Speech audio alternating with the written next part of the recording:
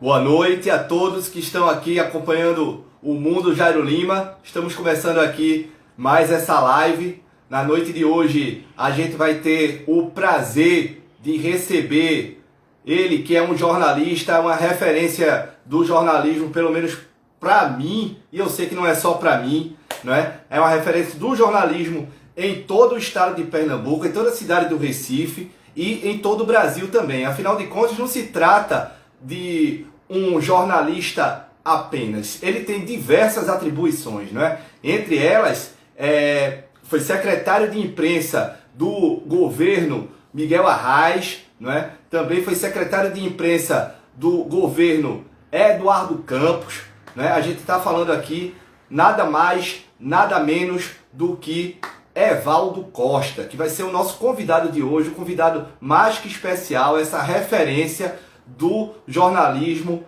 não é, em todo o país. Ou seja, a gente sabe que além de ter sido secretário de imprensa, nada mais nada menos do que Miguel Arraes, não é, também foi secretário de imprensa do ex-governador Eduardo Campos, também foi diretor da CEP, né? A gente também sabe que o Evaldo foi diretor do Arquivo Público Estadual, né? E dessa vez, em 2020, está se candidatando a vereador da cidade do Recife, né? Evaldo Costa, que é uma referência para, pelo menos, para a minha geração e para tantas outras gerações e as novas gerações que estão chegando. Ou seja, um jornalista com uma vasta experiência, mas sempre contemporâneo, né? Sempre dando um passo à frente, né? Sempre sendo referência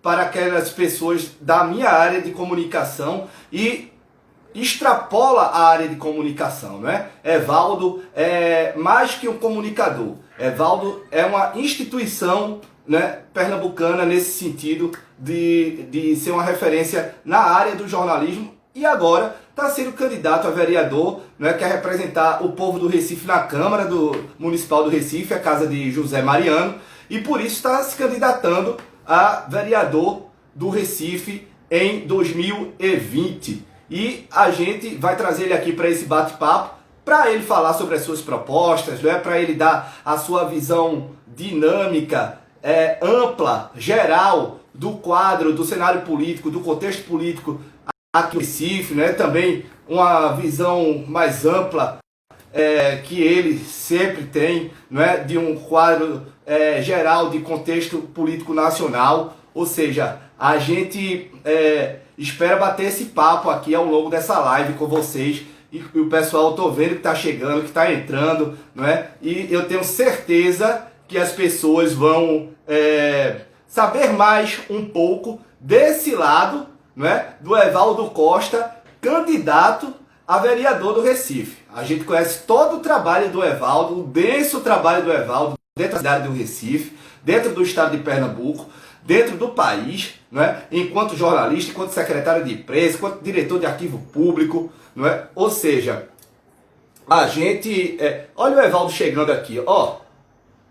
Vamos logo convidar o Evaldo, hein, para entrar nesse papo.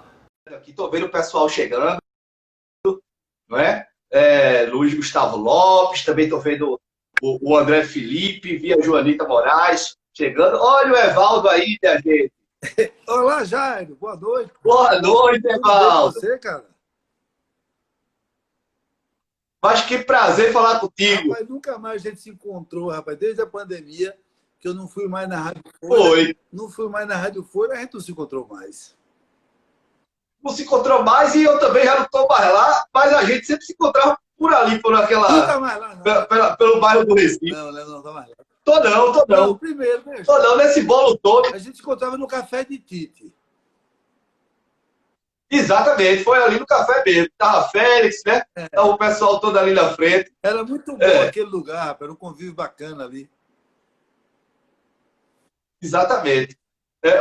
Ali era um ponto de referência, né? Para quem não conhece, é ali no bairro do Recife, no Recife Antigo, né? Ficava ali na Marquês de Olinda, né? E muitos jornalistas aos quais eu me espelhei, né? Como o Evaldo, como outros tantos jornalistas que ali sentavam para colocar os assuntos, as pautas diárias em dia. Eu só ficava passando ali para fechar meus cadernos do jornal, para fazer minhas postagens, para fazer a minha fala na rádio, e passava ali o que é que está se conversando ali. Porque o que está se conversando ali é o que sai para o resto do estado de Pernambuco, né? E da cidade do Recife, obviamente. Né? Era isso, já. E era um negócio assim bacana, porque a Tite tinha um negócio, uma comida diferente. E é italiano, ele era. Ele é italiano. Italiano, ele é. Italiano do sul da Itália, do extremo sul da Itália, da Calábria. Ele era calabrês. Ele é calabrês. Calabrês. E não é calabresa, não. Ele era Calábria, calabrês. Calábria, ele Sicília. E ele fazia, rapaz, um cachorro-quente maravilhoso. Mas eu chegava ali para quinta-feira para fazer meu programa e ficava evitando atravessar a rua, porque senão eu não conseguia. Ele fazia um cachorro-quente num pão italiano, que era um negócio de louco, um negócio assassino. Crime contra a humanidade. Num pão italiano, com um molho de tomate italiano, que ele fazia, entendeu? Que o cara pega o tomate, tira a pele, os caroços, e esbagaça ele grosseiramente e misturado com carne moída e com salsicha. E com orégano, que é o que faz com que toda receita italiana seja italiana mesmo. Orégano. Enfim, eu sei lá qual era o segredo daquele miserável. Sei que era bom pra caramba. Pois é, e numa hora dessa falando um negócio desse, aí é pra matar um mesmo. Eu sei que ele voltou para a Itália. A informação que me deram é que ele tinha voltado para a Itália. Ele estava com dificuldade, ele já estava pensando em voltar. Ele dizia todo dia que ia voltar. Mas não era fácil, porque tinha mulher, os filhos e tal. Mas a pandemia foi um argumento definitivo, né? A loja está lá para vender. Aquela lojinha está lá para vender, para alugar ou vender, qualquer coisa. E assim aconteceu com muita gente, né? No meio dessa muitos negócios não sobreviveram, né? E muitos ainda terão, que ainda passarão por esse processo aí de depuração. Para sobreviver foi difícil. É um negócio incrível, porque teve gente, poucos que ganharam dinheiro, muita gente. Teve gente, setores econômicos que cresceram, setor de TI, setores ganharam dinheiro e cresceram. Mas outros setores foram duramente golpeados, né? Exceto o varejo de alimentos, porque as pessoas precisam comer de todo jeito, e algumas... mas muitos negócios, bares, restaurantes, foram duramente golpeados, duramente. Inclusive, eu vi uma proposta sua, Evaldo, com relação a polo de confecção no Ibura. Isso aí é uma coisa que eu nunca tinha escutado falar, uma proposta dentro da cidade do Recife, porque a gente escuta, sabido de todos, né? O polo de confecção que a gente tem lá em Santa Cruz do Capibara, em Toritama, né? Naquela região dali, em outras regiões do estado. Mas dentro do Recife tem um polo de confecções. Isso aí é algo inédito, é uma proposta que eu vi sua, proposta interessante. Eu queria até explicar melhor a ideia principal disso, Jário, que é o seguinte: você sabe que o Brasil aprendeu a fazer política de desenvolvimento regional no âmbito nacional. Celso Furtado, nos anos 50, 60, criou-se uma lógica de que era preciso induzir industrialização de certas regiões do país, porque a indústria gera emprego e gera uma dinâmica econômica que acaba beneficiando outros setores. Por exemplo, tem indústria, aí vai ter alimento, porque as pessoas que trabalham na indústria vão ter mais renda para comprar, e até a própria indústria é consumidora de produtos agrícolas. Então, era uma lógica. Então, o Brasil aprendeu a fazer isso, daí surgiu a Sudene, a Sudeco do Centro-Oeste, a Sudan da Amazônia, a própria Zona Franca de Manaus é um instrumento de indução de desenvolvimento, indução de industrialização para uma região de dinâmica econômica frágil. Aprendeu a fazer política de desenvolvimento regional no âmbito dos estados. Você vê, Pernambuco é um estado que, no governo Eduardo Campos, se criou uma política de desenvolvimento regional que dava ponto diferenciado para as indústrias se instalar mais ponto na medida em que se afastava de Suape. Por exemplo, se a indústria ficava em Suape, Sim. ela tinha um incentivo fiscal, vamos dizer um número qualquer, de 10. Se ela ficasse na zona da mata, fora de Suape, o incentivo era de 20. Se ela fosse para o Agreste, 30. E se fosse para o Sertão, 40. Qual é o sentido disso? É que as empresas observassem que era, mesmo perdendo na logística, era negócio fazer se instalar mais distante do Recife e de Suape, porque o estímulo econômico garantia, compensava esse custo adicional da logística. Então, isso foi pensado e deu certo. Você vê como... E eles são muito espertos. Vitória de Santo Antão não é região metropolitana, nem é do território expandido de Suape. Mas é logo ali, né? Então, sim. Vitória de Santo Antão, que em 2007 só tinha 2 indústrias, estou falando de grosso modo, grosseiramente, tinha a Pitu e outra coisa qualquer, talvez tivesse mais, mas não tinha nada tão relevante. Teve mais de 40 novas empresas se instalando lá, um shopping, muitas empresas. Você passa pela BR e você vê a fábrica da Laca, muitas grandes empresas se instalaram lá e um shopping center. Então, gerou uma dinâmica para... Por quê? Porque eles se beneficiaram do incentivo fiscal de não estar dentro do Recife, nem em Suape, não estar na região, mas sendo muito perto, e dali para Suape é um pulo e tal, e foi bom. Então, mas glória de coitado do nosso querido Djalma, como é? Djalma, que foi prefeito foi secretário, sim, rapaz. Ganhou indústrias, porque está perto e mais. E outra coisa mais evidente é a Fiat. A Fiat já tinha escolhido um terreno dentro de Suape. Mas Eduardo Campos disse, não, essa região sul da região metropolitana já está super, vamos dizer, já tem coisa demais. E a região norte da região metropolitana não tem nada. Aí ele induziu a Fiat com um terreno maior, com uma proposta mais interessante, a se instalar em Goiânia. O norte. E você olha para Goiânia hoje e vê o impacto que a instalação da Fiat naquela região teve. Os grandes condomínios habitacionais, uma dinâmica econômica. Todo mundo sabe disso, que é possível fazer política de desenvolvimento regional nacional, quer dizer, implementar políticas de estímulo a que empreendimentos geradores de emprego e renda e de investimento se localizem em áreas onde há déficit de emprego e déficit de renda, no plano nacional e no plano estadual. Mas você já viu alguém falar que é possível fazer isso no plano da cidade? Do município? Mas é por isso que eu fiquei com a sua proposta na cabeça. E já tem um ponto específico do Ibura ali, né? Veja só, para você mais tarde entender. Quando você pega Ibura e Jordão juntos e pega a parte do Recife e a parte de Jaboatão, você tem ali uns 300 mil habitantes. Isso é mais ou menos do tamanho de Caruaru. Caruaru tem 3 emissoras de televisão, tem hospital regional, tem hospital estadual, tem Justiça Federal, tem OAB, tem universidade federal, estadual e privada. E no Ibura Jordão tem o quê? Polo industrial. Tem o quê? Quase nada. Quase nada. Então, eu defendi, falei com o prefeito Geraldo Júlio, e principalmente com o futuro prefeito João Campos, que é preciso, e ele comprou essa ideia, ele tem definido essa ideia, é preciso gerar dinâmica econômica nesses lugares, nesses bairros afastados. Eu falei no Ibura porque é um começo de conversa, mas o mesmo vale para a Zona Norte. As pessoas que moram nesses lugares têm que pegar transporte, 2, 3 transportes para ir trabalhar e para procurar emprego. Quando o emprego poderia ir aonde as pessoas estão.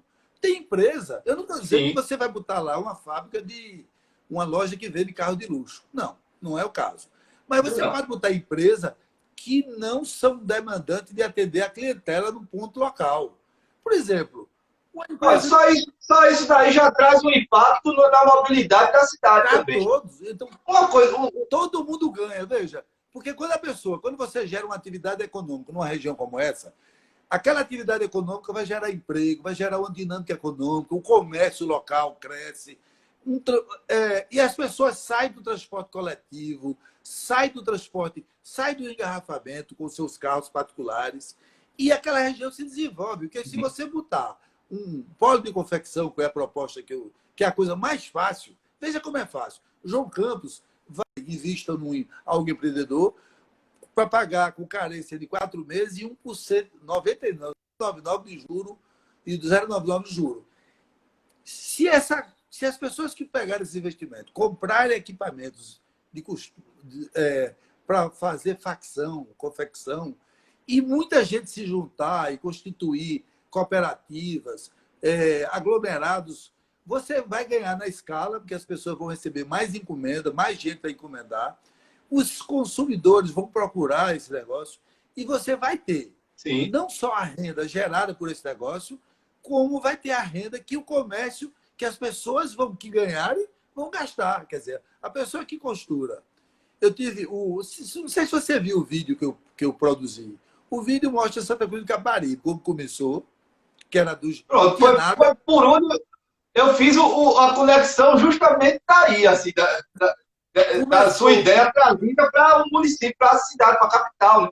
Então, não tinha nada. Ali é uma área erma que precisa de atividade econômica. Mas não precisa só do polo de confecção. O polo de confecção é uma sugestão, uma ideia que eu dei, que eu acho viável. Sim. Porque tem muita gente que sabe costurar. É só haver um incremento no microcrédito para as pessoas comprarem equipamentos melhores, máquinas industriais, máquinas profissionais melhores, que vão produzir mais, ganhar mais, e isso vai ser bom para a cidade do Recife.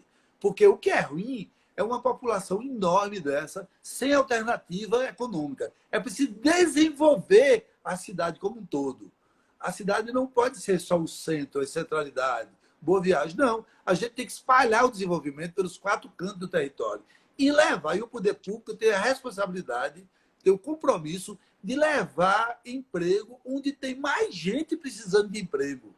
Essa é a ideia por trás da minha proposta. É isso que eu estou tentando fazer, vender e apresentar. E é uma maneira de colocar uma candidatura para vereador que não pensa só, que tem uma visão mais ampla do qual é o papel do vereador, qual é o papel do governo municipal. O prefeito João Campos está fazendo isso. O prefeito não cuida só do lixo, dos buracos, das ruas. Não. O prefeito é responsável pela vida do cidadão que vive no seu domínio.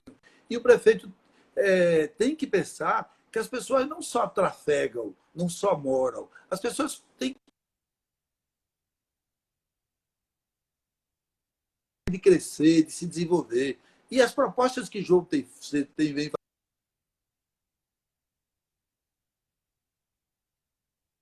fazendo. Eu não quero mais do mesmo.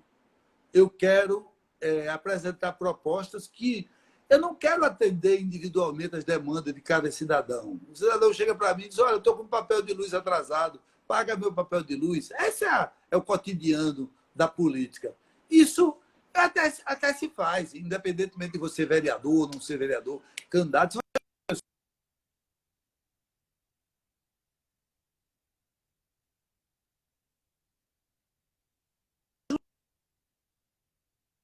Isso não muda a realidade. O que muda a realidade é investimento. O que muda a realidade é dinâmica econômica, é emprego. O que muda a vida. Você muda de todos. Você muda de toda uma região. É assim que eu quero pautar a minha conduta durante a campanha e no exercício do meu mandato de vereador. Pois é, e aliado a isso, as políticas sociais também, né, Evaldo, que você vem propondo justamente nessas regiões onde a população sente mais, né, dificuldade. A gente tem acompanhado as suas propostas de campanha, entre elas as políticas sociais, tanto para criança e adolescente, como para os idosos também, né? Como é que pensar esse coletivo? Eu acho que as políticas, veja só, que as políticas compensatórias são inevitáveis.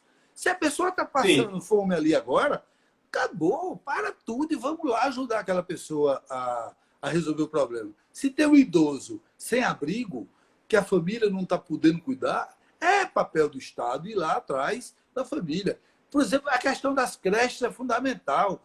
O prefeito João Campos já disse que o compromisso dele é dobrar o número de creches existentes na cidade.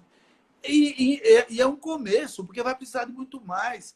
existe muita necessidade de creche. Porque creche não é só o lugar onde a mulher deixa o filho para ir trabalhar. Não. A creche garante abrigo, alimentação balanceada vamos dizer, administrada cientificamente, com acompanhamento médico e de nutricionista, segurança alimentar, porque a maioria dessas crianças pobres não tem segurança alimentar em suas casas.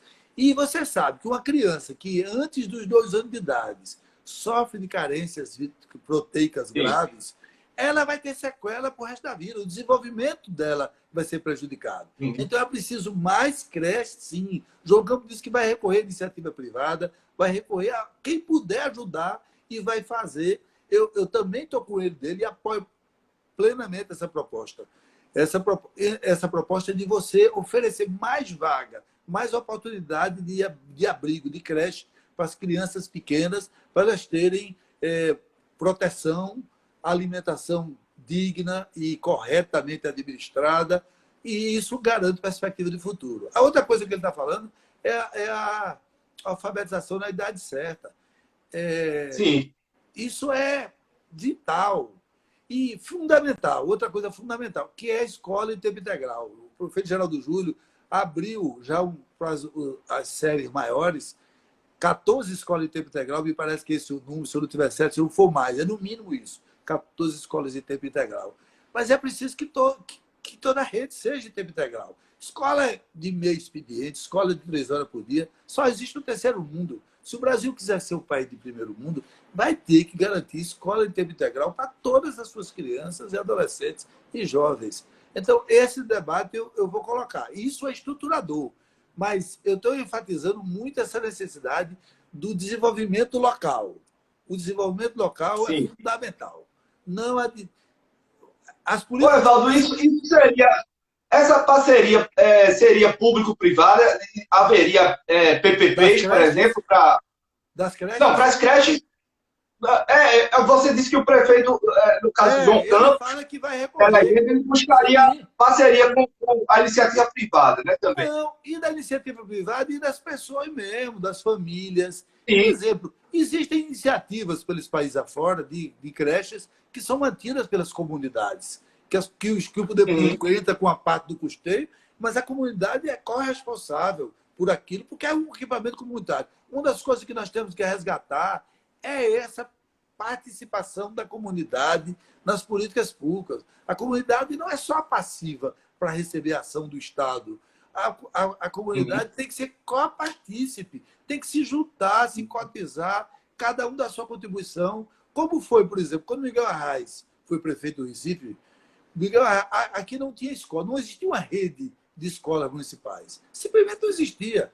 Então, ele botou 20 mil crianças na escola, num estado que mais de 60% da população era analfabeta. Como ele fez isso?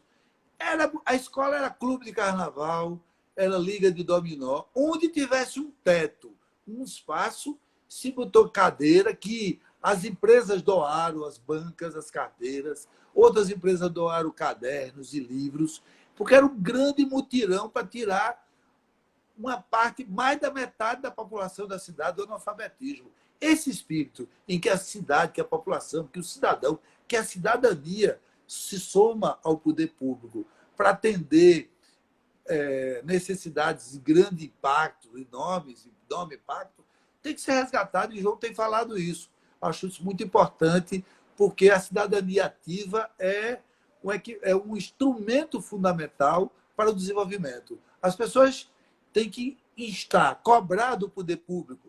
Sim, o poder público tem responsabilidades. O prefeito está fazendo uma campanha, ele está apresentando um programa e ele vai cumprir esse programa, as pessoas vão acompanhar. E se atrasar alguma coisa, é justo que cobre, que perguntem. Mas a cidadania também inclui um protagonismo do cidadão na construção das soluções para os problemas.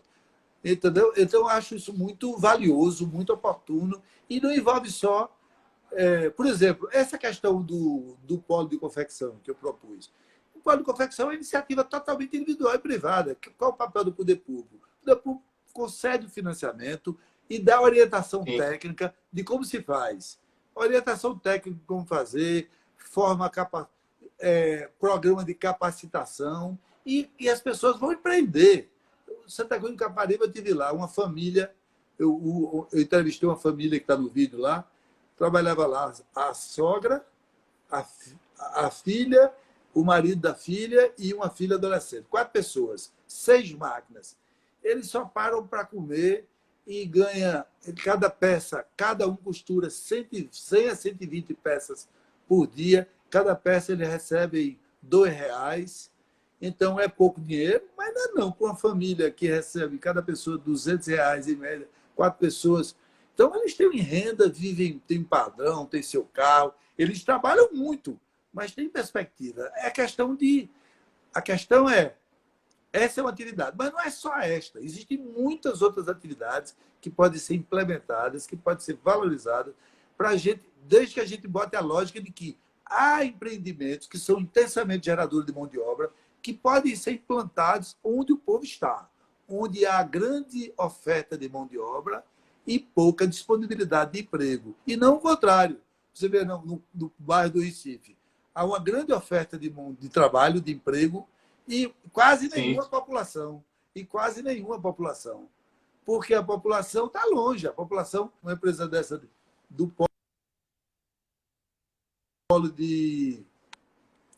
Uma empresa dessa de marketing, de telemarketing, ela emprega 10 mil pessoas.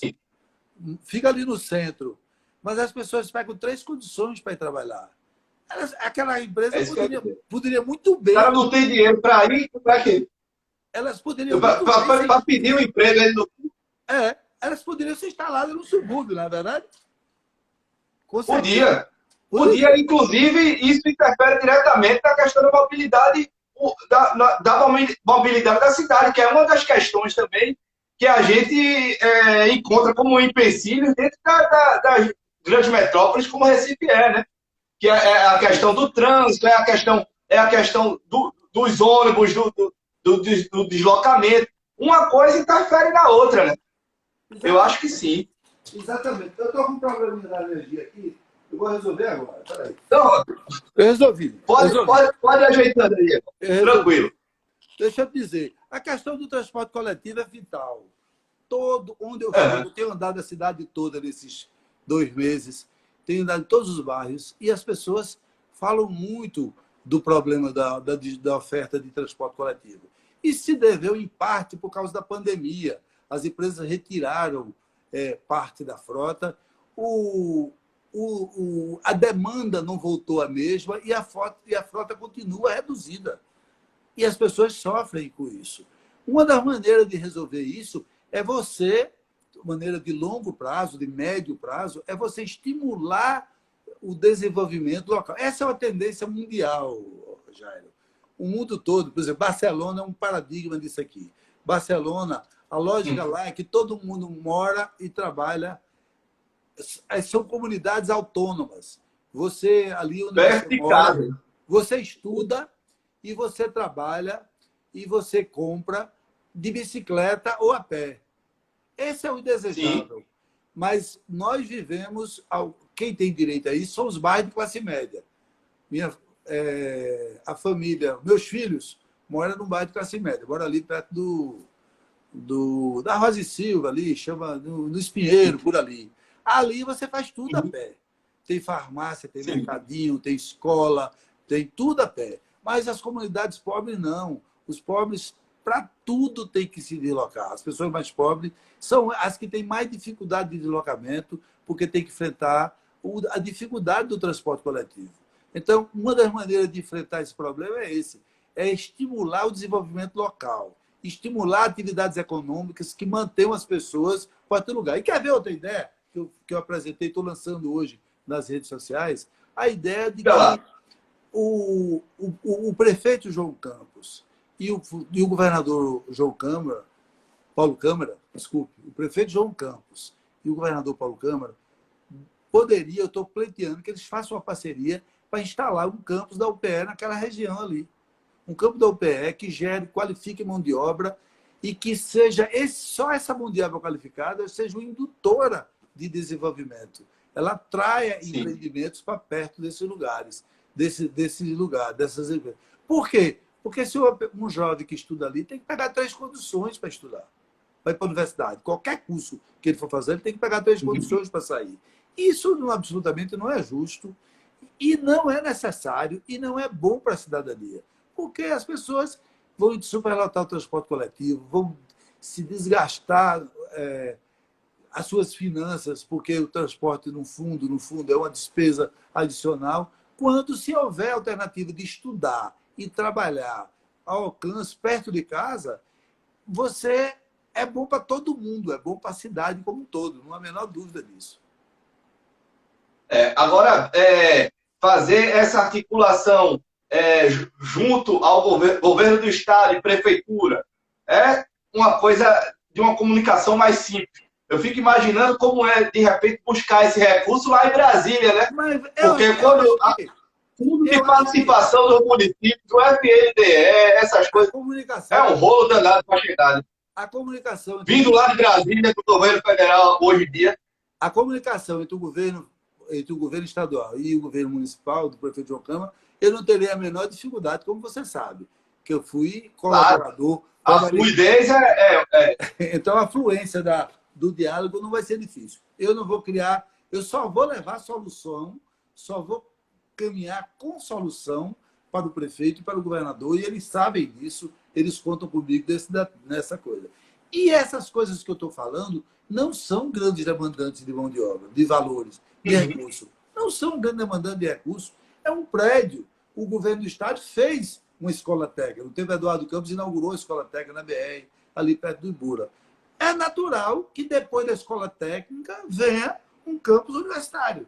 O tamanho desse campus vai ser dimensionado, pode ser em expansão, ele pode ter um tamanho no começo e está pronto, projetado para crescer, mas o fato é que tem que ter.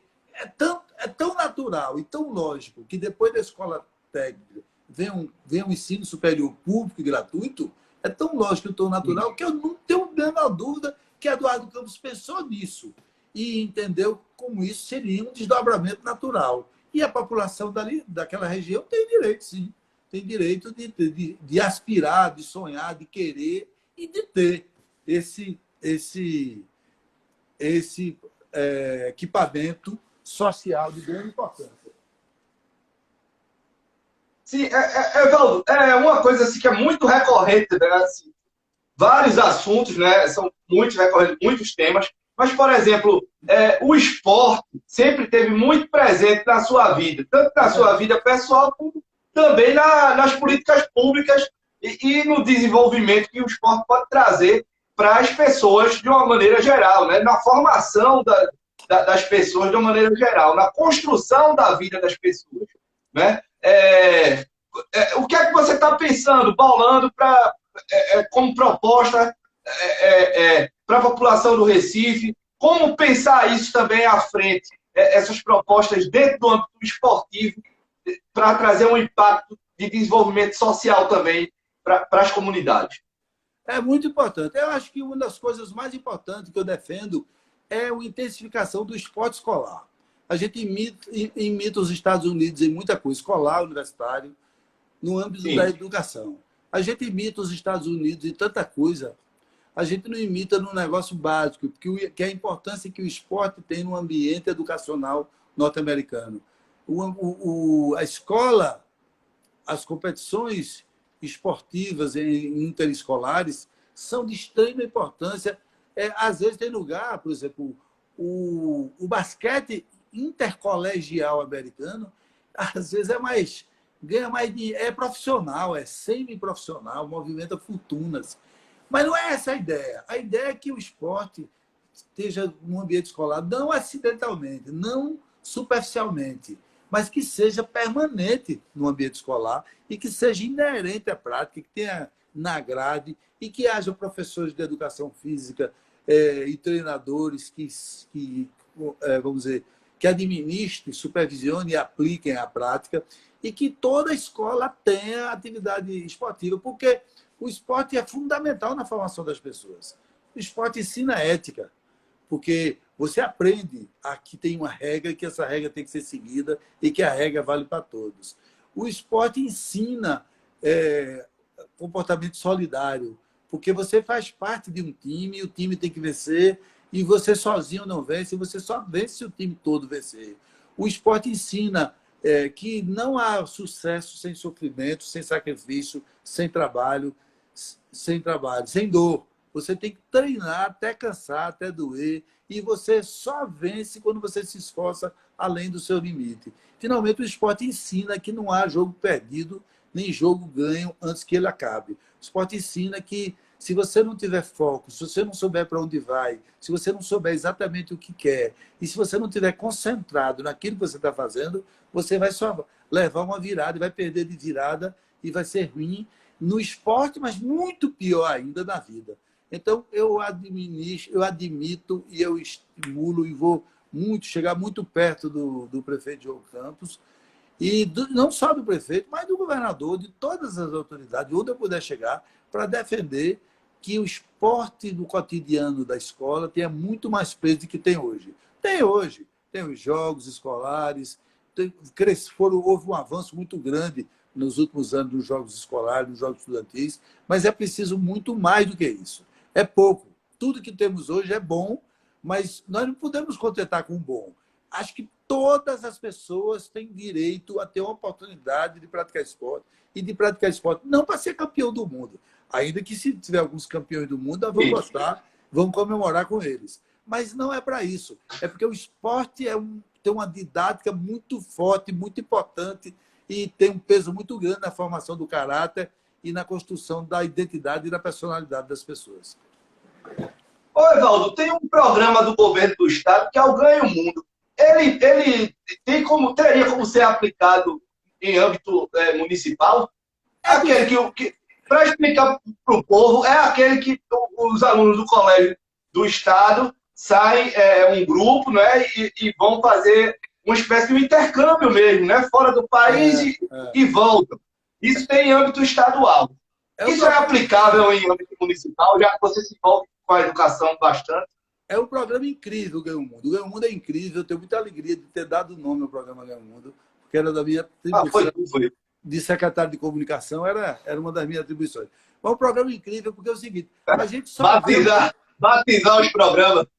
A gente só vê o Ganha o Mundo, os 6 a 8 mil jovens que fizeram intercâmbio e voltaram. Mas o Ganha o Mundo é bem mais do que isso. O Ganha o Mundo é o seguinte, primeiro, você tem a Secretaria de Educação, Fred Amâncio, supervisiona isso com muita força, você tem uma aplicação de aula de reforço em inglês inédito. Porque quando eu estudei escola pública, o inglês era de faz de conta. Sinceramente. Tinha um livro de inglês, a gente lia The Books on the Table, The Books on the Table do primeiro, não sei. Eu sei que tinha o francês. Francês era o que campeava nesse tempo. Mas eu estudei ainda francês, também estudei. Mas era de Araque, ninguém sabia.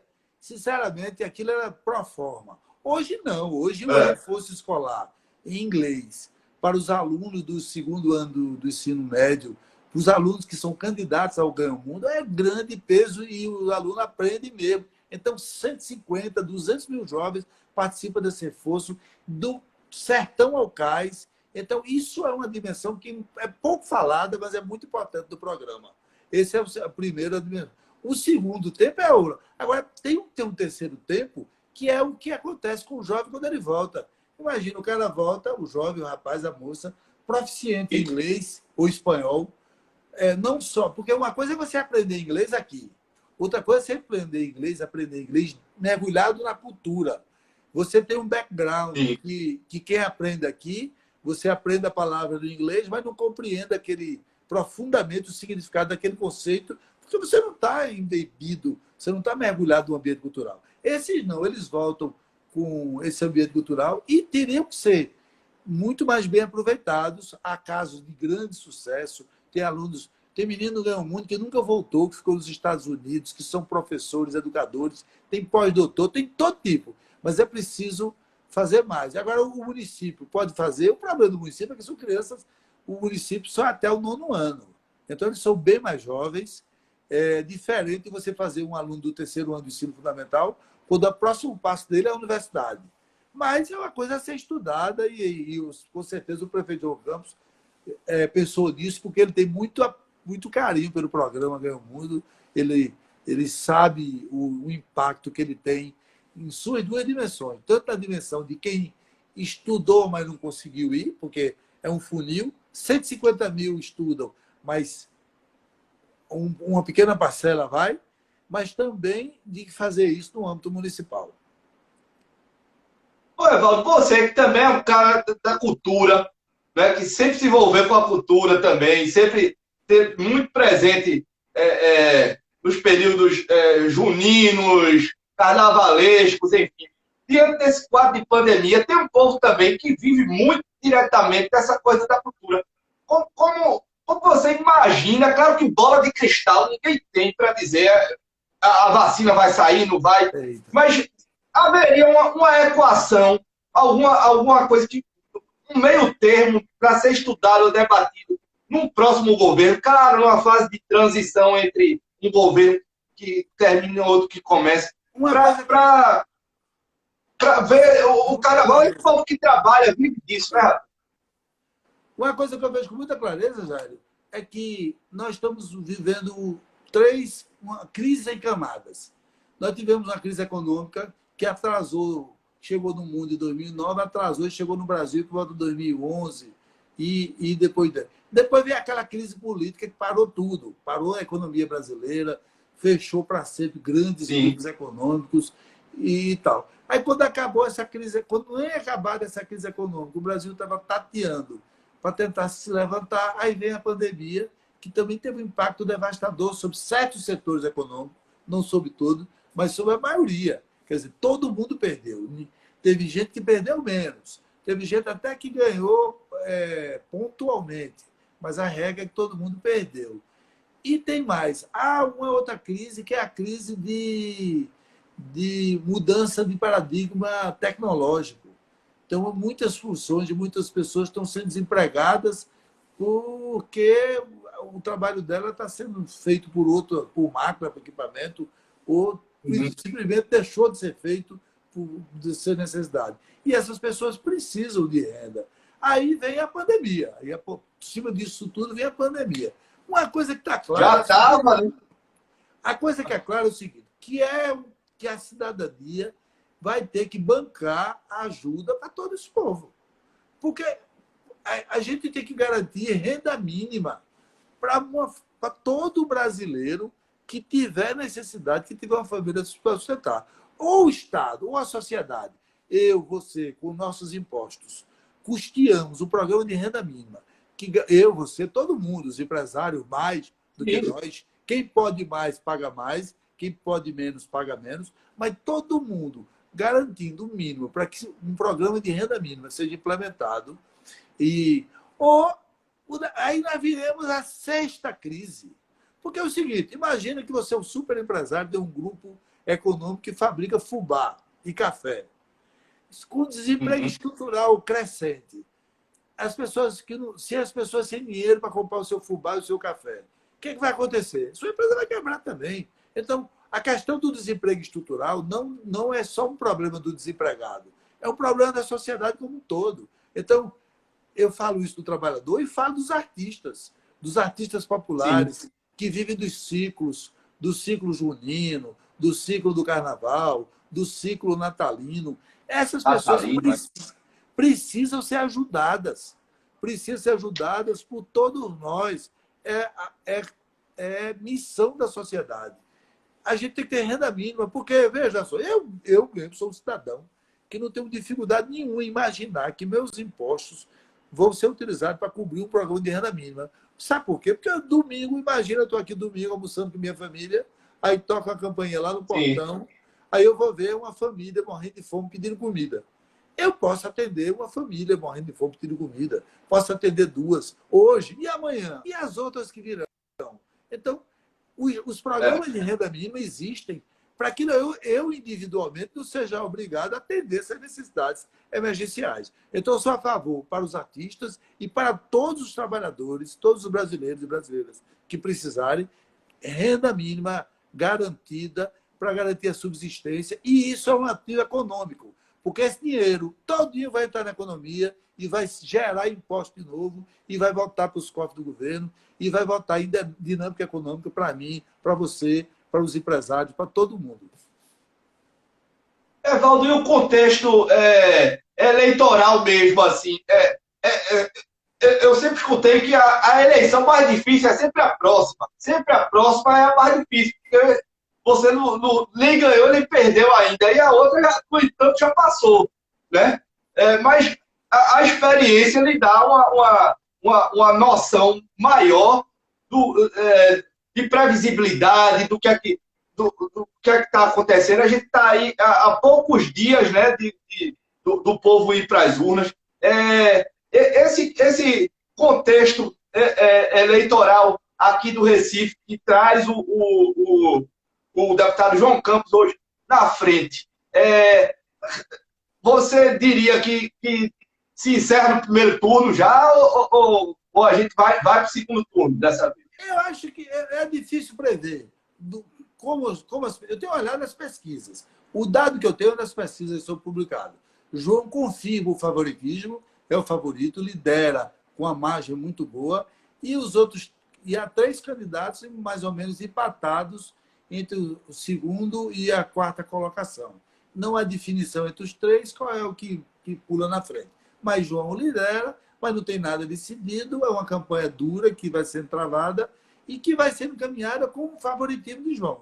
João era favorito antes de começar e confirma o favoritismo até agora. Mas se vai ter segundo turno ou não, isso não importa. Para mim, que sou eleitor de João Campos, que estou imbuído em ajudar a vencer, fazer tudo que for preciso para dar minha contribuição para que ele vença, tanto faz vencer no primeiro como vencer no segundo, é natural.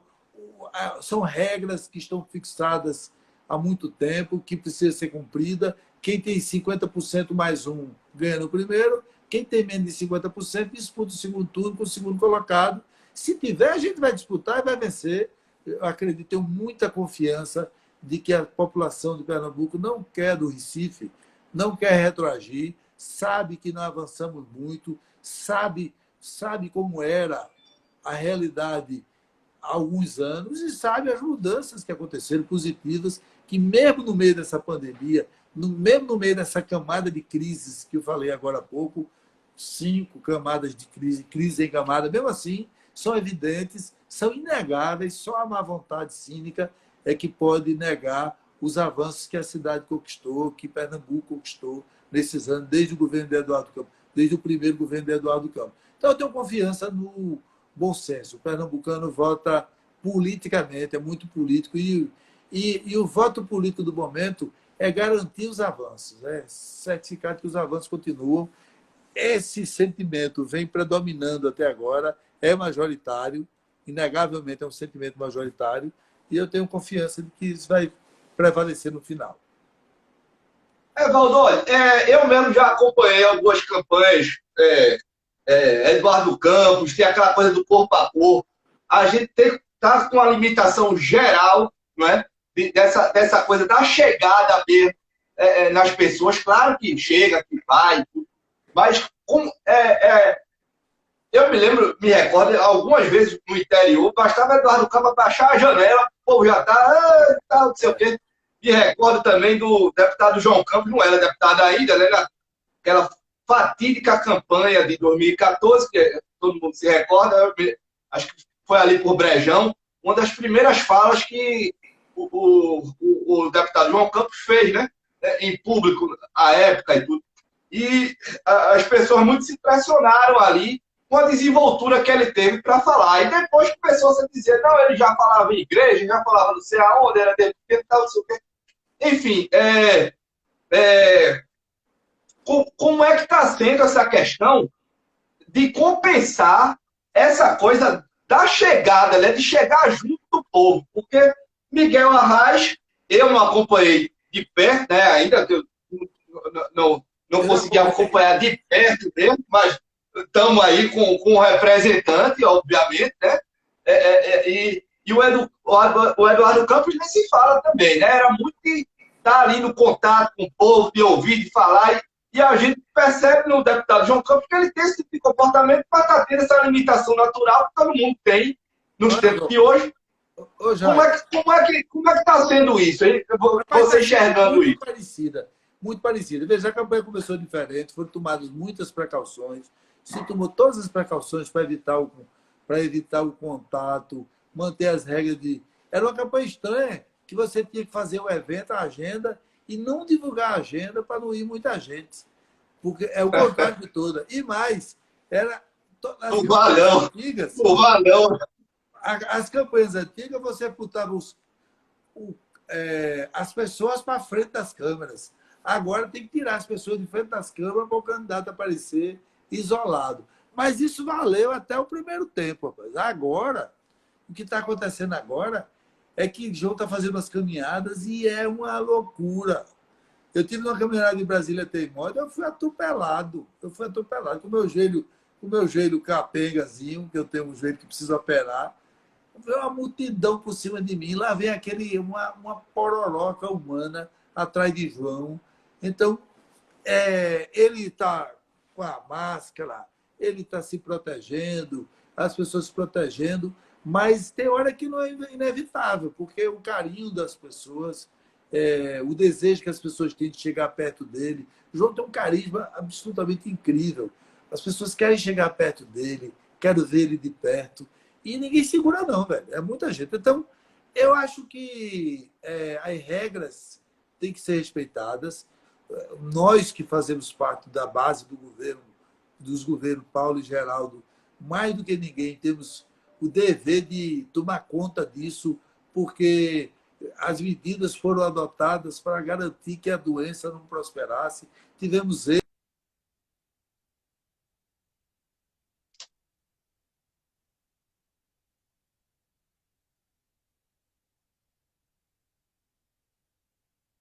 entendeu?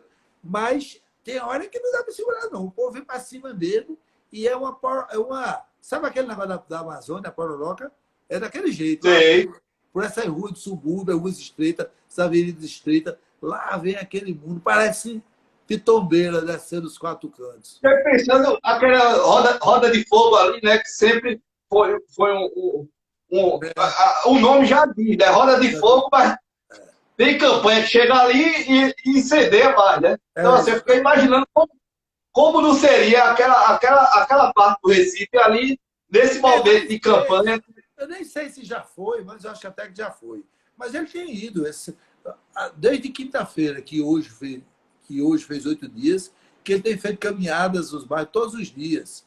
Fez Brasília, fez todo dia tem caminhada. Ontem ele estava numa caminhada, todos os dias. E o objetivo é esse mesmo, é mostrar, para as pessoas verem ele e ouvirem quando tem oportunidade. E ele fala com muita atenção com todo mundo, com as pessoas. É isso. É o jeito de fazer campanha no meio dessa confusão toda. Vai dar certo, está funcionando, está correndo. Estamos vendo acontecer um momento da história da humanidade, e estamos sabendo ser nossa maneira de fazer política dentro desse miúdo aí, desse miolo.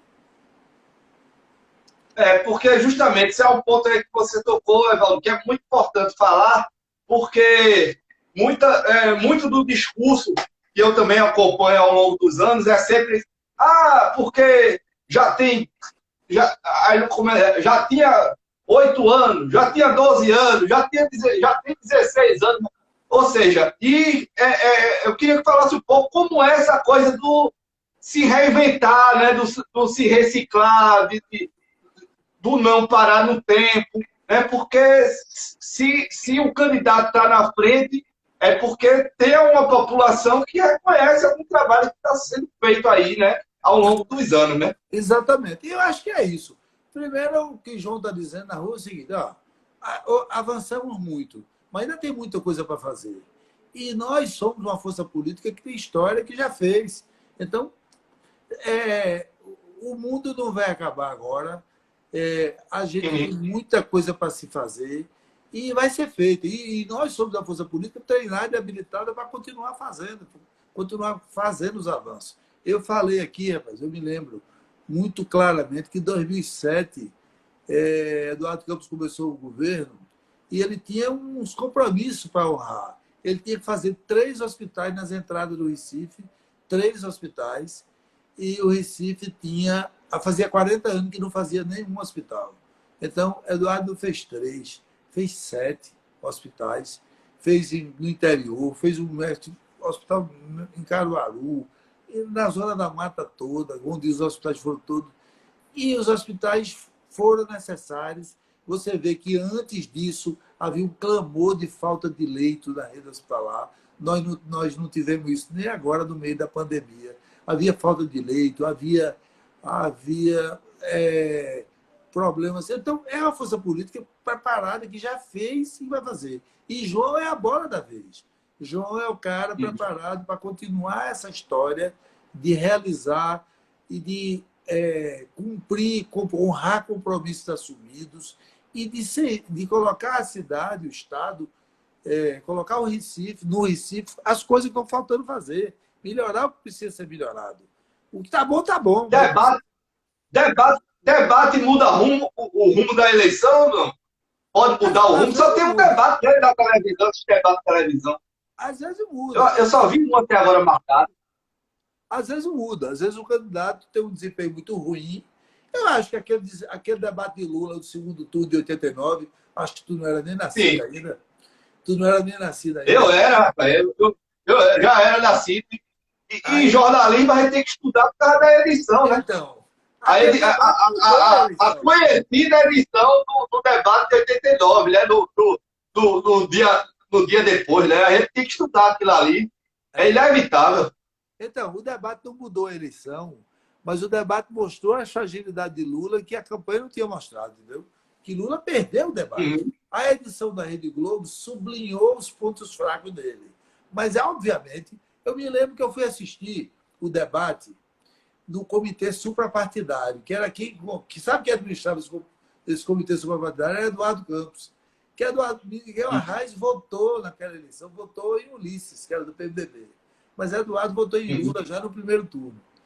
E a gente foi assistir o debate lá no comitê suprapartidário, que era da Rosa Silva, e marcou com a galera para se encontrar no Cantinho das Graças, para comemorar, beber moral e tal. E quando foi lá, ninguém nem foi para o Cantinho das Graças, deu um baixo astral danado, e esse baixo astral se alastrou para o país e contaminou, e o resultado da eleição veio. Então, debate se o candidato não está preparado emocionalmente, porque a preparação não é só saber a resposta, quanto custa o pãozinho, né?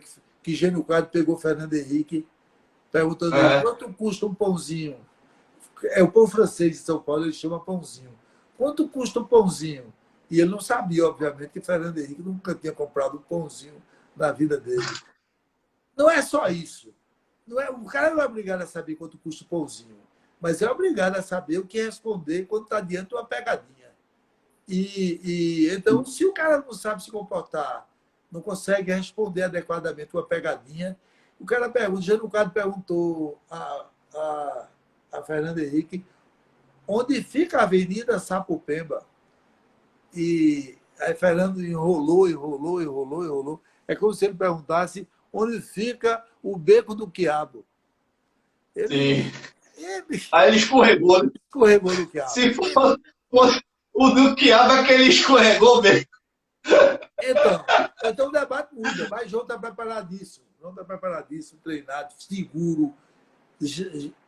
Rapaz, você vê as entrevistas aí, a turma aperta ele não muda nem pisca. Fala com a mesma serenidade, com a mesma tranquilidade. Está muito bem ele. Admiro muito o jeito que ele cresceu, sabe? Porque João é um menino que cresceu muito, e muito rapidamente, e muito fortemente. João, em 2014, era um estudante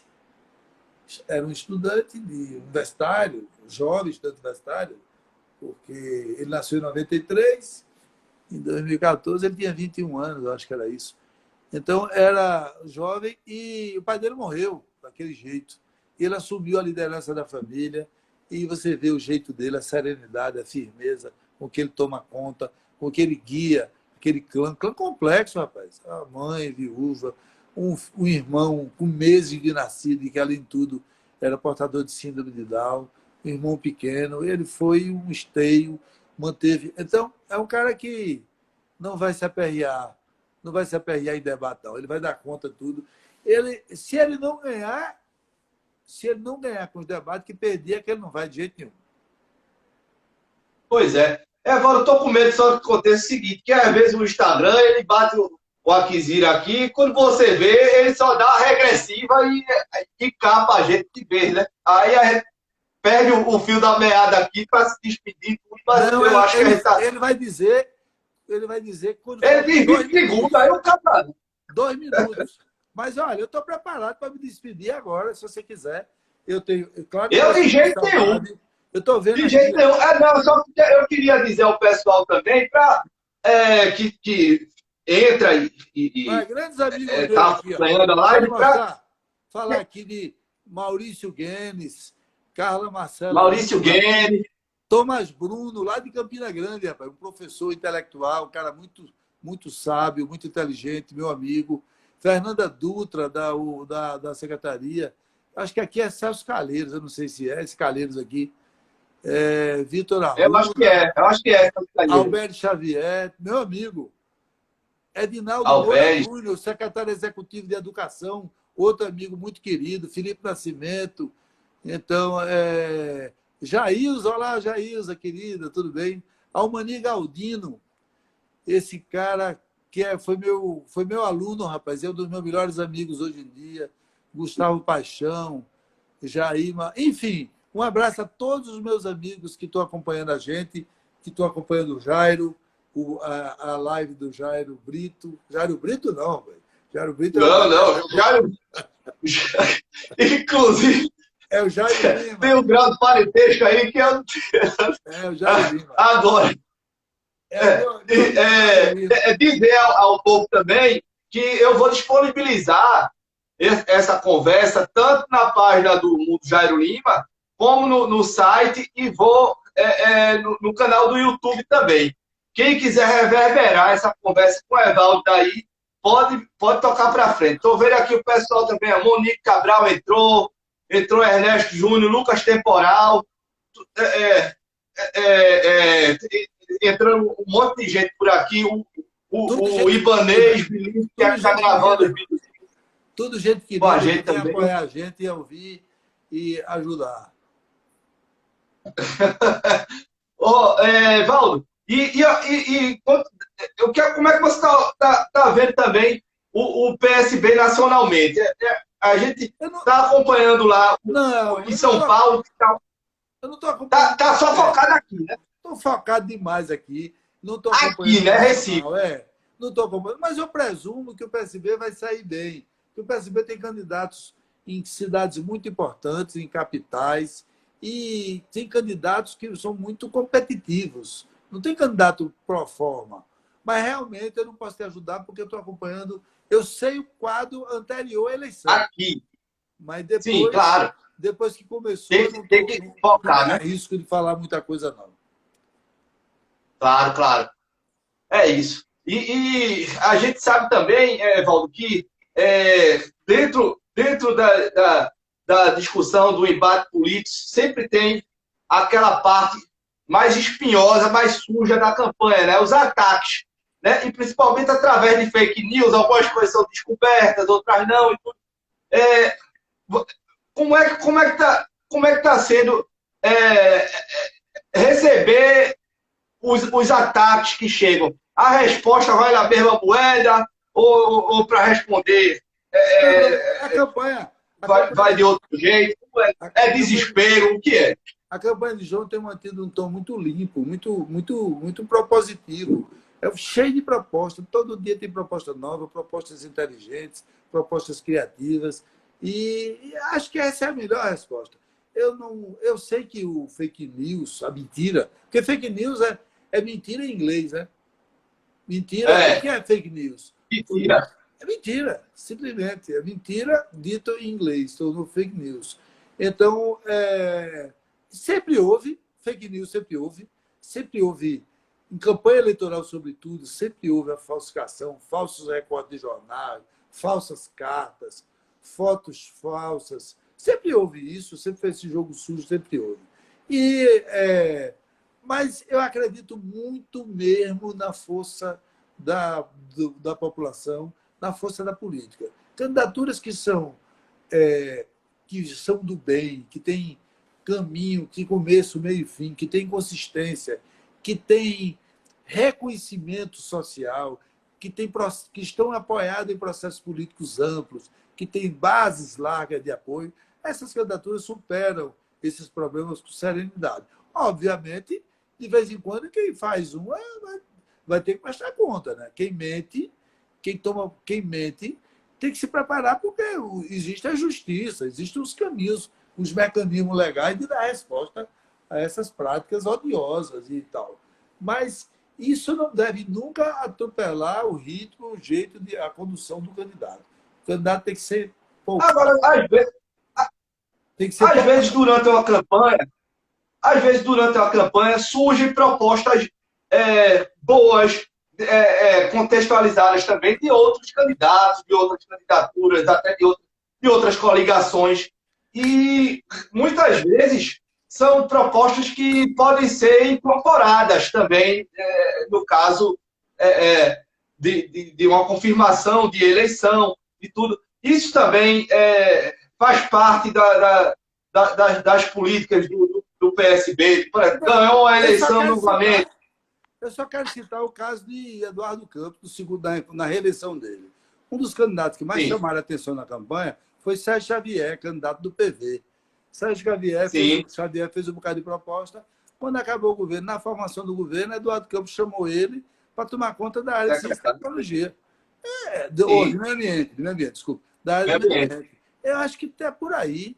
Eu acho que proposta boa, quando são colocadas com espírito público, são colocadas com o propósito de ajudar, com o propósito de realmente contribuir para o debate, toda proposta deve ser aproveitada. O que for bom, positivo. Esse negócio de DNA, de estar perseguindo o DNA, eu sou, pessoalmente, acho bobagem. Claro que quando você faz uma proposta, é uma proposta boa, e você vê ela emplacada, você vai ficar feliz. Se não for eu que implemente, que outras pessoas implementem, porque o objetivo da proposta não é me fazer brilhar. O objetivo da proposta é conduzir, é fazer o efeito positivo que ela tem que fazer junto à população. Então, se alguém aproveitar uma proposta minha e conseguir implementar e botar, se eu vir acontecer alguma coisa que eu sonhei, planejei, propus, eu vou ficar muito feliz, mesmo que não seja eu que vá fazer, porque o meu objetivo não é ser eu que faça. O objetivo é ver ser feito. Ponto final. Pensa assim. Pois é, Valdo. E dentro dessa esfera de Câmara Municipal, né, desse trabalho legislativo, a gente sabe também que está o diálogo, não é? Justamente com a oposição, com os correligionários, com a frente popular inteira dentro da própria Câmara Municipal. E a gente tem uma curiosidade de saber como vai ser essa versão do Evaldo dentro do âmbito da casa de José Mariano. Assim, sabendo da sua personalidade, do cara que você é, a gente tem uma ideia. Vai mudar alguma coisa? Tem alguma coisa? Eu sou um cara, bicho, tu me conhece há muito tempo. Uma das coisas que eu sou é consistente, coerente e permanente. Tu vê assim, eu evoluo, mas eu não sou outro cara, não sou em outra situação. Por exemplo, eu já fui secretário de Estado de 4 períodos governativos diferentes, de 3 governadores diferentes. E fui oposição, e fui jornalista simplesmente. Agora, quem me conhece sabe que, estando no governo como secretário de Estado, ou sendo jornalista, ou às vezes até nem sendo nada, eu sou o mesmo cara. Então, uma coisa que eu sou é diálogo, é meu nome do meio. Eu converso com todo mundo. Não há ninguém na política de Pernambuco de quem eu tenho uma rixa pessoal. Eu converso com todo mundo. Eu tenho ido a... todo mundo me conhece. Eu tenho amigos que são do DEM, eu tenho amigos no DEM. Todas as forças políticas eu tenho amigo, porque eu sou uma pessoa do diálogo, do entendimento. Eu acho que as ideias, as divergências têm que ficar no campo das ideias. Então, certamente, na Câmara ou em qualquer lugar que eu estiver, eu vou ser o mesmo cara, vou ser sempre educado, vou tratar todo mundo sempre bem, vou ser firme, porque eu tenho posição, eu tenho lado, eu tenho lealdades, eu tenho posição política, e eu tenho a mesma posição política há 50 anos. Eu sou o mesmo cara que era quando eu entrei no Grêmio, no ensino médio. Eu sou o mesmo cara, penso do mesmo jeito, evoluo, acompanho os acontecimentos, mas eu tenho um lado. Agora, o fato de eu ter uma posição política diferente de alguém não me impede de forma alguma de tratar com educação, com espírito público, qualquer pessoa, e de responder com educação. Então, não espere de mim, não espere de mim nada diferente de quem você me conhece há muitos anos, com quem eu sou. Um cara de low profile, vou continuar, não sou um cara de querer aparecer, de tal. Mas sou um cara da minha marca. Todas as coisas que eu fiz do meu jeito. E do meu jeito, e ouvindo, acompanhando, obtendo a cooperação dos outros, mas do meu jeito. A minha marca é única. Eu tenho o meu jeito, mesmo que eu tenha que interagir e dialogando, e recebendo a cooperação, e ouvindo, e aproveitando as sugestões dos outros. No fim, é o velho Evaldo que você conhece, Jair. Eu só estou lembrando mesmo daquele livro do Pelópidas da Silveira que você escreveu, né? Acho que foi com Aquiles, né? Com Aquiles Lopes. O homem que amou demais a cidade, o homem que amou demais a cidade, eu acho que é isso, né? Pelópidas da Silveira, o homem que amou demais a cidade. Eu acho que é por aí. É isso, o título é esse. Pelópidas era um cara que era o perfil que a cidade queria. Ele foi eleito em 1955, primeiro prefeito eleito do Recife. Primeiro prefeito que o povo colocou no poder chamou-se Pelópidas da Silveira. Ele teve 60% dos votos com 4 candidatos, ele mais 3. E ele tinha uma paixão visceral pelo Recife. Eu me lembro que em 10 de março de 1964, Miguel Arraes convidou Pelópidas para ir com ele, que ele ia falar naquele comício da Central do Brasil. O comício da Central do Brasil, fatídico comício, que foi a 13 de março, que faltava 20 e poucos dias para o golpe militar de 64. E Pelópidas Arraes chamou ele, Miguel Arraes chamou ele, ele disse: vai não, eu não vou não, vai tu só. Tu és nacional, eu sou municipal. Tu és do Brasil, eu sou do Recife. O título que eu tirei veio daí, entendeu? Ele foi candidato a deputado federal uma vez, só para constar, porque ele não queria, não, ele nunca quis, ele nunca saiu do Recife. Viveu, acabou a carreira política dele, continuou morando no Recife, trabalhou na Brasil Gás muitos anos, e, enfim, é um homem que amou muito mesmo, tanto que até demais esta cidade. Eu sou fã de Pelópidas, né?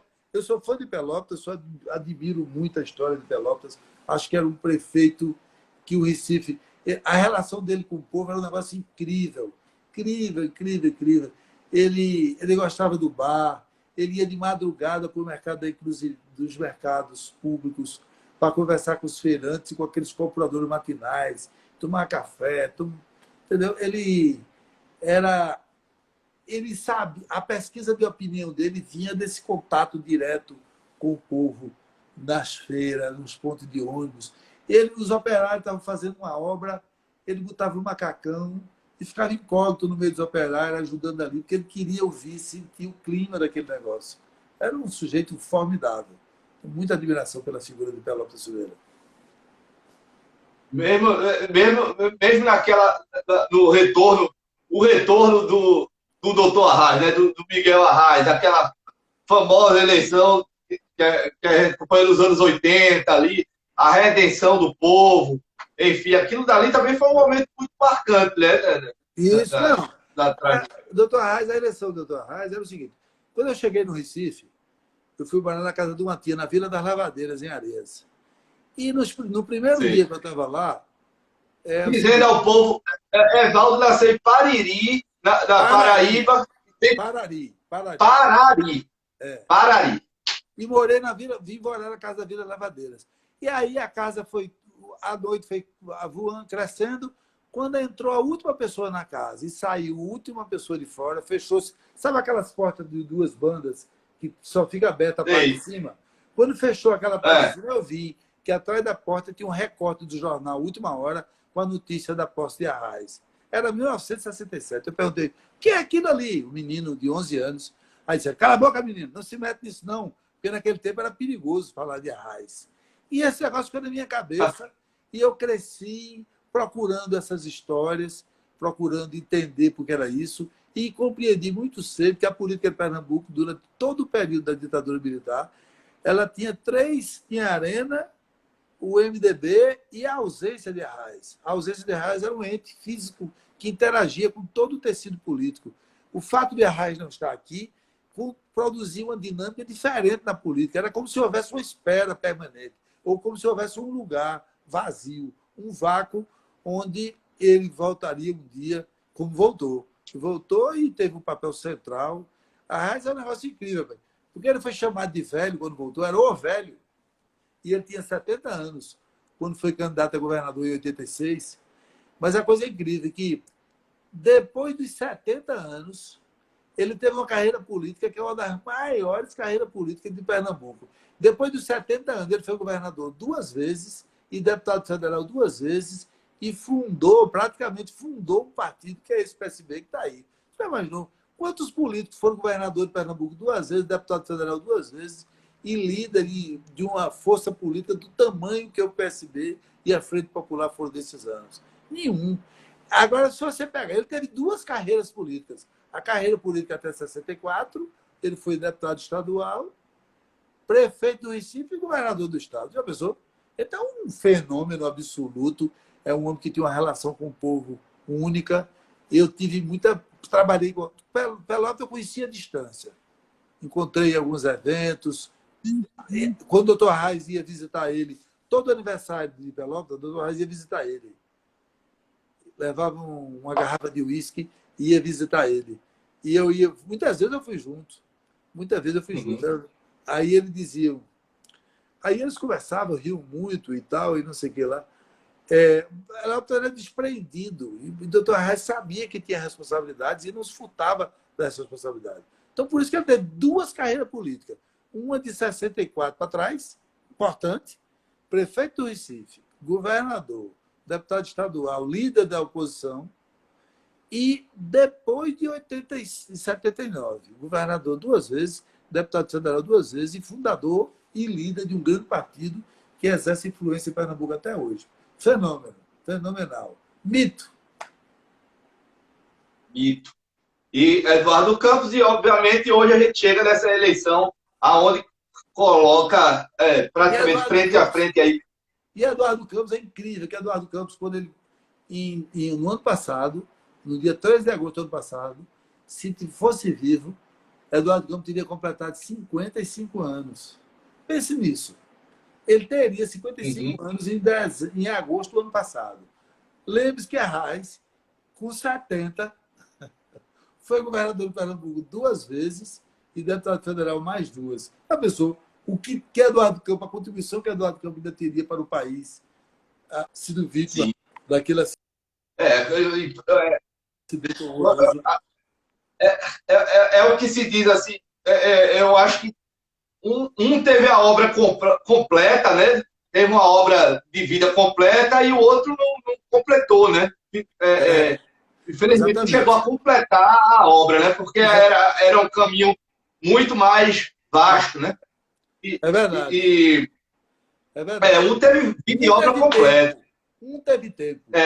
Porque um teve tempo e o outro não teve tempo. Embora o outro tenha feito muita coisa no pouco tempo que teve. O que Eduardo Campos fez nesses 8 anos que ele foi governador de Pernambuco é indescritível. Pô. A paisagem do Pernambuco nunca mais será a mesma. Você pega um carro aqui na 232, você vai olhando esses prédios, essas escolas técnicas espalhadas pelo estado, as ETEs, nas ambientes da BR, cada colosso. Rapaz, a maioria das cidades onde você vai, o melhor prédio da cidade é a escola técnica. Pense em Buíque. Eu tive em Buíque há uns 2 anos. A Escola Técnica Sil Galindo homenageia um grande poeta, um amigo meu, jornalista, poeta, que morreu há uns 5 anos. Escola Técnica Estadual, jornalista Sil Galindo.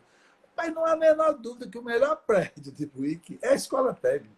Agora, não é só fisicamente prédio, porque é fisicamente muito bom, mas a ideia de que você pode ter ensino técnico profissionalizante. Eu fui um jovem pobre, rapaz, que que trabalhou estudou de noite. Eu estudei de noite desde a sexta série, desde o segundo ano do ensino fundamental. Por quê? Porque comecei a trabalhar com 16 anos, como gráfico. Fiz curso do Senai de gráfica, tipografia, e estudei de noite, segundo ano, até todo o curso universitário. Tive muita sorte na vida, tive essas oportunidades, mas foi uma vida duríssima. Você imagina o que é você estudar numa fábrica de 7 da manhã às 6 da tarde, e entrar para fazer o colégio à noite, e você conseguir não ser uma escola de faz de conta, ser escola de vera mesmo, ter um aprendizado, aprender coisas, ser capaz de fazer um curso competitivo como jornalismo e me implantar no mercado competitivo como no jornalismo. É difícil, é muito difícil. E As oportunidades que a vida me deu. Não ter a presença física ou a presença de Lula especificamente dentro dessa campanha é uma coisa estranha, faz falta.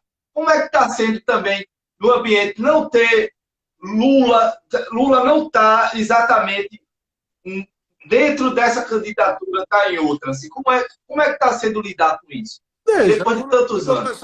Lula é um personagem importante da política brasileira, é um dos grandes líderes da história, vai junto de Getúlio Vargas. Claro, tem polêmica, tem gente que vai achar ruim, vai estar, mas Lula... Mas, assim, eu votei em Lula algumas vezes. Eu votei em Lula umas 6 vezes, sei lá, porque eu votei em Lula 4 vezes, né? 5, que eu votei em 89, 94, 98, 2002 e 2006. 5. Depois eu votei em Dilma 2 vezes. 7 vezes. Uhum. 7 vezes. Uhum. Não, eu só votei... Na outra eu votei em Marina. Na última eu votei em Marina. Eu votei 5 vezes. Votei 6. Então, mas também aqui no contexto municipal não é a primeira vez que nós estamos falando diferente dele, não. Lembra a eleição de Geraldo, foi assim. Então, é normal. Essas forças políticas são próximas, dialogam, mas sempre houve situações em que a conjuntura indicou caminhos diferentes. Não é a primeira vez, sabe? E sempre soubemos, como o Beto Costa disse muito bem na Convenção de Marília, sempre soubemos compreender o que é conjuntural, o que é conjuntural, o que é de hoje, do que é permanente. A divergência que tem a ver com o processo eleitoral e a convergência que tem a ver com os projetos de sociedade, com visão do mundo. Então, eu acho que é normal, a gente vai atravessar essa de novo e vamos seguindo. Seguir em frente, seguir a vida, né? E aí, porque eu me lembro muito, justamente sabe assim... quanto tempo tá? Eu estou preocupado agora, quem está preocupado sou eu. Rapaz, aquela hora que eu falei contigo, porque quando eu entrei, faltava 1 minuto para as 7 horas, certo? E aí eu fiquei com medo deles cortarem a gente quando desse 1 hora. E agora já são 8h22. Gostaram da gente, irmão. Só pode ter... Já faz 1h20 que ela está conversando, né? 1h23. Da próxima vez aviso que eu vou pegar um café. Um café italiano ou então uma cerveja. O Instagram mudou para mim. Não está acabando, não, né? A conversa, não, né? Continua a conversa. Tá, não, é o contrário. Agora vá-se embora, porque teve um dia desse que o instante cortou. Agora, a gente tá. Isso é quase um jogo de futebol. Isso é quase um jogo de. Quase um jogo de futebol. Uma hora e. Hein? Vai acabar com o gol de ouro. O gol de ouro. Só não é o clássico de Casa Forte, né? Mas vamos acabar com o gol de ouro. Ai. Olha, Evaldo, vamos embora então, bicho. Vou ficar. Foi muito bom conversar com você, adorei a conversa. Foi arretado e o tempo não passou. Eu fiquei com medo naquela hora. Eu disse, vamos torar a gente, porque eu já estava vendo aqui 1h10. Aí eu disse, eu vou dizer a Evaldo que já vai acabar para ele dizer ao povo. Acaba com 59 minutos, pô. 59. Então acabou. Dessa vez não acabou, não. Deve ter mudado o Facebook, deve ter mudado aí. Tá online. Ao vivo, tá aí, ao vivo. Deixaram mesmo, a gente. Ó, Evaldo, foi arretado. Obrigado pela Você é um incrível. Falei de coração capa aberto, arretado. alma aberta, disse o que penso, que sonho, o que quero. Obrigado por ouvir, se interessar pelas minhas propostas. Divulgue, se puder. Estamos aí, viu? Divulgue. Beleza. Muito obrigado mais uma vez. Tava com saudade de bater esse papo contigo no ar, na Jade da Vida, seja no Café de Tito, seja onde for. Tá sentindo muita falta dessa espiritualidade, dessa pessoa que você é. Então vamos embora e força aí no resto da campanha. Valeu, bicho. Obrigado, hein? Um abraço para tu, Palmas. Um abraço. Até mais. Valeu, um abraço. Tchau. Valeu, meu irmão. Um abraço.